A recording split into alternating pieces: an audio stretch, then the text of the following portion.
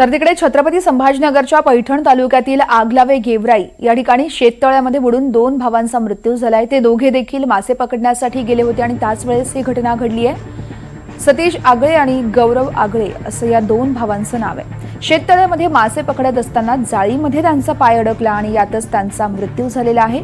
दरम्यान दोघांचेही मृतदेह पाण्यातून बाहेर काढण्याचे सध्या प्रयत्न केले जात आहेत। या संदर्भात मोहसिन शेख आमचे प्रतिनिधी सविस्तर माहिती देतील। मोहसिन, वरच्या अत्यंत दुर्दैवी ही साक्षी घटना आहे।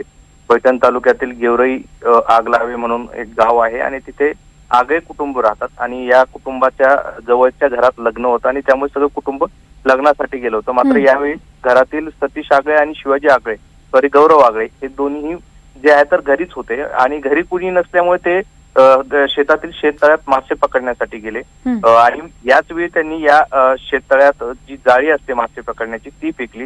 मात्र दुर्दैवाने या जाळीत त्यांचा पाय अडकला आणि दोघेही या शेततळ्यात बुडाले।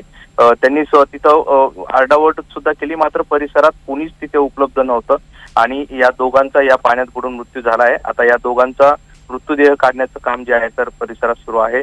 नातेवाईकांना माहिती देण्यात आलेली, पोलीस देखील घटनास्थळी पोहोचलेले आहे। मात्र या 2 तरुणाचा जे आहे तर या दुर्दैवी घटनेत जीव गेला आहे। निश्चितच अतिशय दुर्दैवी घटना म्हणावी लागेल। मोहसिन, धन्यवाद दिलेल्या माहितीसाठी।